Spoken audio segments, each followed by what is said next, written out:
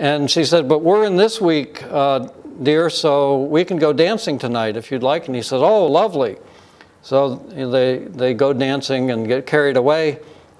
But then a week or so later in this serial drama, he comes up and puts his arms around her in the kitchen and he says, you know, it was so nice when we went dancing the other night. Let's do that again. And she says, no, no, no. And she points to the calendar and says, this is the week we have to be disciplined. And he said, I don't like all this discipline. And she said, well, you agreed to it. This is going to determine the future of our family. And he said, well, I thought this was a whim. I thought you would have forgotten about it by now. And he walks out on her. So then she goes into a real search, and this was before many people in Mexico knew about methods of family planning or knew any details. And he or she talks to her aunt, who tells her that indeed there are other methods, that they need to go see a doctor. So now convincing Jesus to go to see a doctor when neither of them is sick is a whole another few episodes, but finally she gets him there, and the doctor is totally useless. He talks about their socioeconomic status and their spiritual life, and things on which doctors in Mexico must receive training. And finally he says, so you really have to go to a clinic.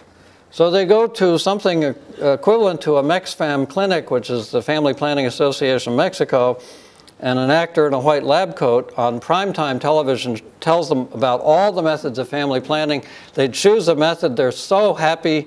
She says to her husband, now you have no excuse not to love me for the rest of your life. And he says, yes, and it was so easy, and we can go dancing every night. And Sabito had identified the things that drive men and women in relationships. And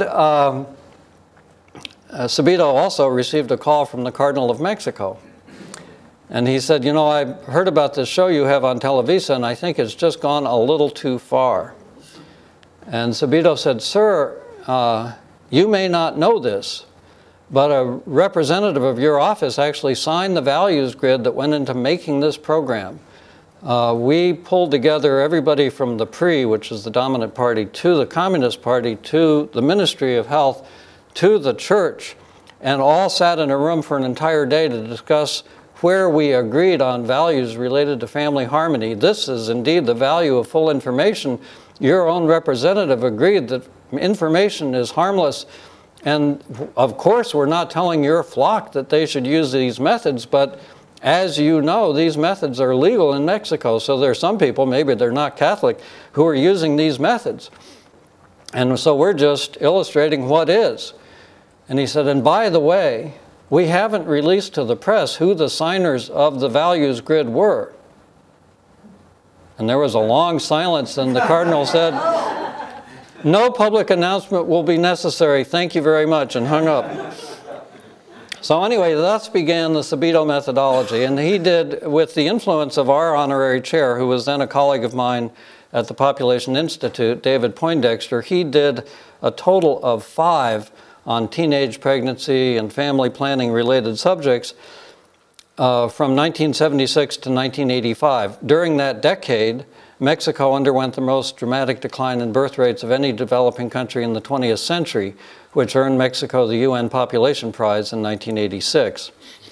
Now, unlike a pure melodrama, one of Sabito's innovations was to create characters who were neither angelic or evil, but the evil characters are there because indeed you need them, otherwise your ratings are 0. People want to have somebody they love to hate, and it is the negative characters who really carry the storyline and create all the action. The positive characters are just a little too good to believe, but the transitional characters in the Sabito methodology are the ones who figure out between the messages from the positive and negative characters what the truth is, and they show the audience how to overcome the obstacles to change, and they themselves evolve gradually enough that the audience, which by this point has fallen in love with them, understands the reasons for their adopting these new behaviors, as well as witnessing the benefits to these characters.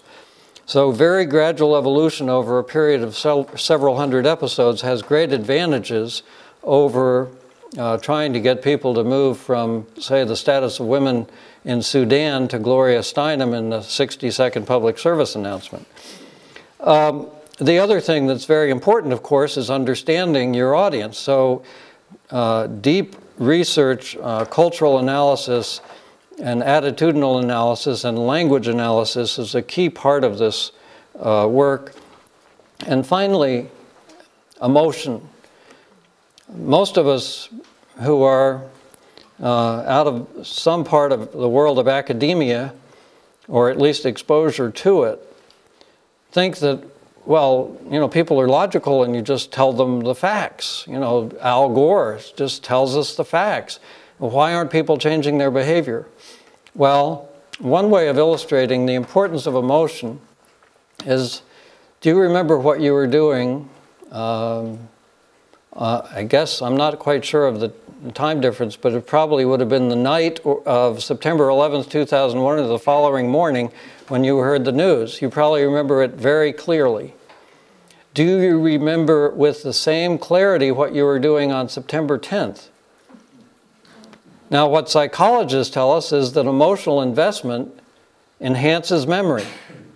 So, in our schools, it's intellectual blah, blah, blah, and the students falling asleep and playing with their cell phones, rather than getting them emotionally involved. Whereas, when you have an emotionally based program like melodrama, people both fall in love with the characters, and that emotion is very important as a motivator.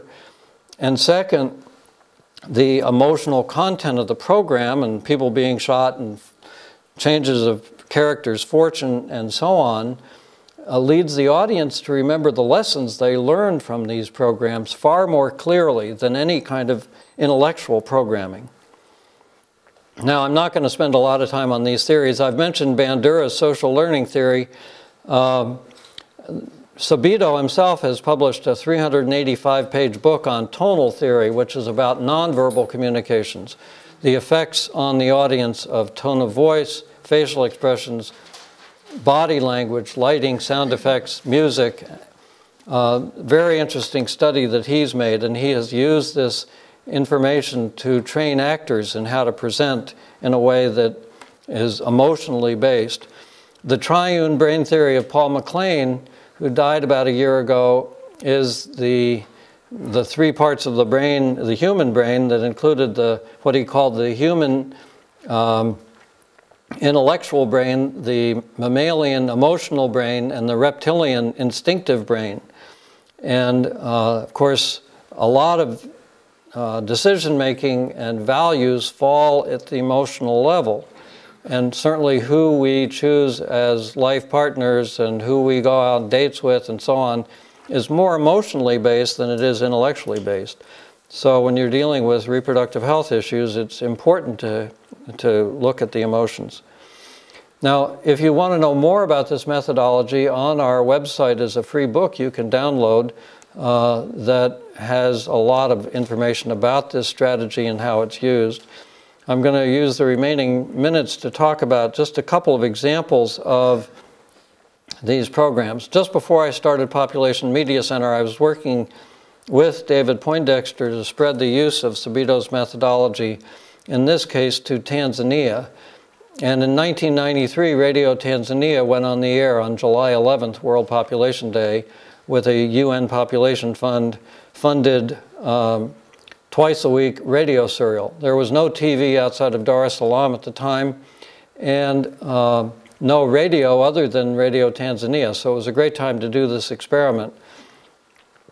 Rose Haji, who produced this program, was trained by a Kenyan who had done a similar program, who was the first African trained by Miguel Sabito, and the first person to use radio for changing behavior. And his program in Kenya had coincided with a 58% increase in contraceptive prevalence.